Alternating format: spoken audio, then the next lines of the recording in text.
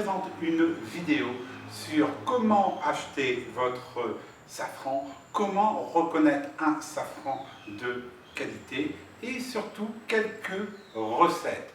Alors, sur Internet, on ne cesse de nous rabâcher, et même des vendeurs, que le safran est une épice qui est précieuse, qu'on appelle l'or rouge, comme l'or noir de Madagascar, qui est la vanille, mais c'est une épice qui est facilement frelatable, notamment en poudre. C'est vrai qu'en poudre, prenez un safran, mettez-le en poudre, mettez du paprika dedans, réellement peu de personnes vont savoir faire la différence à l'œil nu.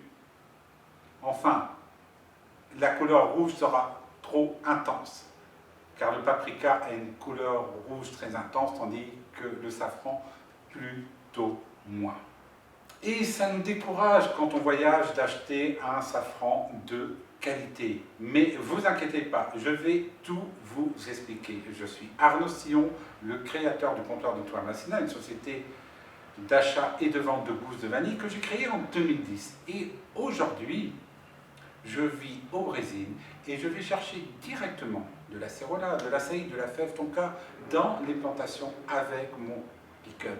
Alors abonnez-vous au comptoir de Thomas Masina. Chaque jour, de nouvelles vidéos sur le monde des épices, sur le monde de la vanille et des expéditions Ranger à travers le Brésil. Et ça sera après le Covid. Alors, n'hésitez pas à vous abonner à ma chaîne car je vous fais des tutos, de l'actualité et je vous fais vivre le métier d'un entrepreneur autrement et notamment au Brésil. Aimez cette vidéo car c'est ça qui nous permet de monter aussi dans Google et ça m'encourage aussi à faire d'autres vidéos. Aujourd'hui, tout d'abord, je vais commencer par un coup de gueule. J'en ai marre de certains confrères qui disent qu'ils vont dans les plantations, mais vous voyez jamais une photo d'eux dans une plantation. Nous, au comptoir de Thomas Masina, on a décidé d'avoir notre chaîne YouTube pour nous démarquer et montrer les saveurs que nous allons nous-mêmes chercher. Et au Brésil, toutes les saveurs brésiliennes que vous avez sur notre site proviennent des meilleures plantations que j'ai sélectionnées et un poivre où on travaille avec le partenaire français de cette plantation de poivre. Et oui, parfois des personnes ont des exclusivités et aussi le Brésil est un pays très très grand et actuellement je n'ai pas la possibilité de remonter, on va dire, à plus de 1000 km de Belo Horizonte, l'endroit où j'ai mon comptoir au Brésil. Alors, le safran. Je vais vous expliquer qu'est-ce que c'est le safran. Si vous voulez tout savoir sur le safran, je vous ai fait une vidéo aussi, qu'est-ce que le safran, je vous explique le crocus, comment le planter, enfin, vous allez tout savoir. Ici, je vous dévoile tous mes secrets. Non pas pour vous dire acheter le safran au comptoir de Thomas Masina, mais pour que vous achetiez du safran lors de vos voyages. En bas de cette vidéo, vous allez avoir un coupon de réduction pour réaliser votre première commande au comptoir de Thomas Masina, ou une deuxième si vous souhaitez, si vous n'avez pas utilisé ce coupon de réduction. Alors, le safran, tout d'abord, c'est une épice qui coûte très très cher. Il faut savoir qu'à une époque, on l'a pratiquement acheté à 7000 € du kilo. Et aujourd'hui, je m'étonne de voir cette épice à 2000 € du kilo dans une belle boîte.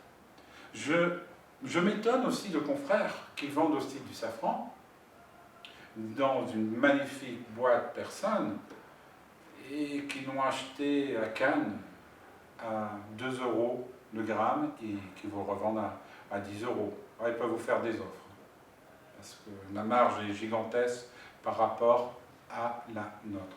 Alors, nous avons choisi pour le safran de travailler avec un partenaire et ce depuis 2013. On s'appuie sur l'expertise d'une entreprise, notamment pour me former, pour découvrir le bon safran, et surtout par un principe de bio-équitable. Car oui, notre safran est bio-équitable, mais on ne renouvelle pas les licences.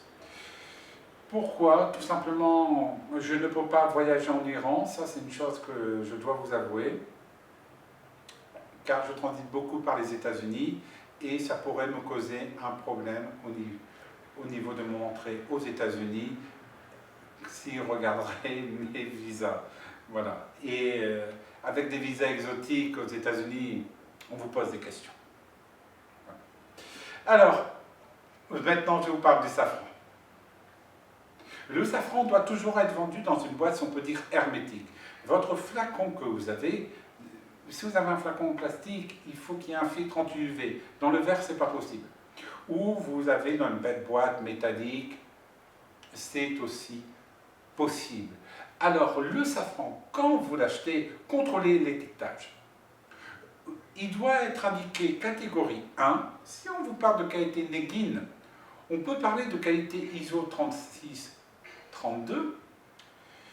Et aussi, vous pouvez demander à la personne d'où vient le safran, comment a été cultivé, qu'est-ce que le safran Negin, qui est, on va dire, le sommet du stigmate qui a été coupé. Ça, c'est toutes des questions que vous devez poser pour avoir confiance.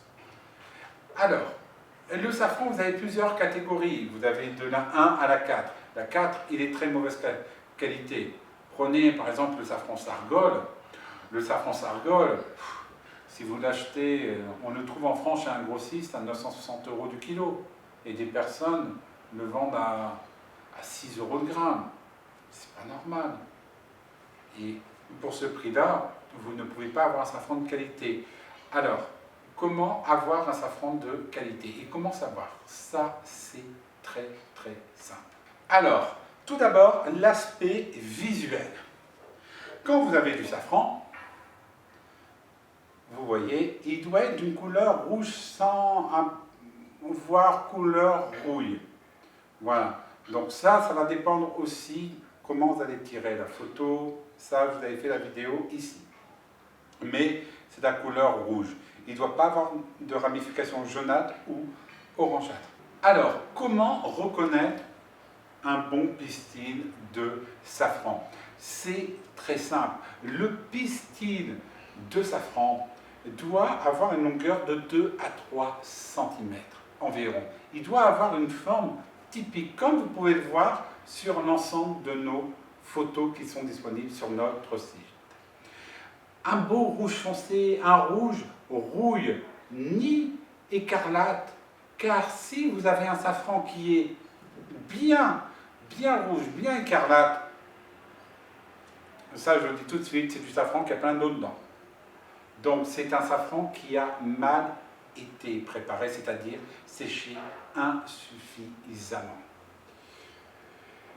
Alors, son parfum, comment reconnaître un parfum?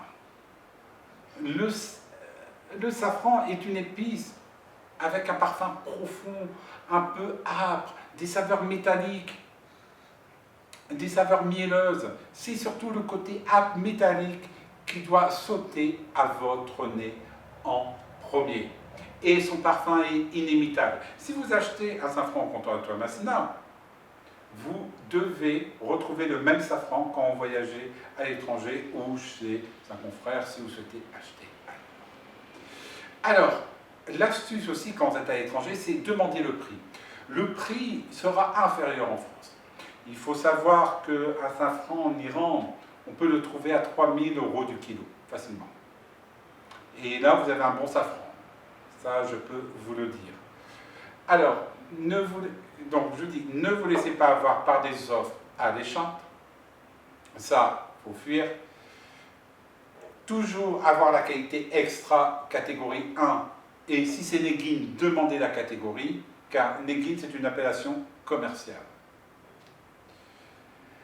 Alors, si vous voulez savoir si le safran est de bonne qualité et si le vendeur vous laisse toucher le safran qu'il a, alors ça, c'est une astuce que j'adore faire. C'est l'humidifier avec l'index. Vous allez passer tout simplement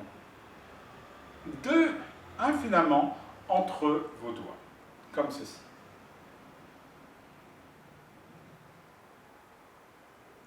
Et qu'est-ce que vous devez avoir?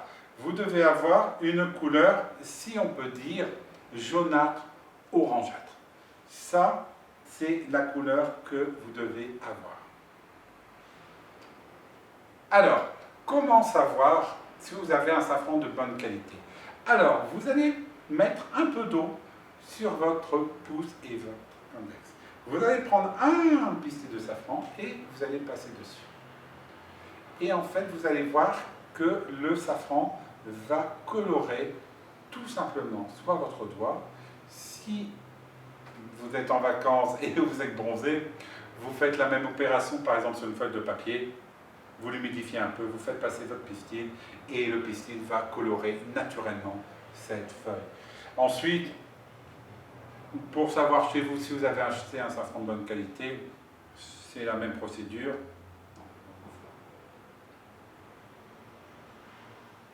Alors, par contre, si lors de ce test, votre safran a une marque rosée, voire rouge, il s'agit d'une coloration artificielle et que vous avez un safran de très mauvaise qualité. La meilleure solution pour le safran, c'est celle-ci.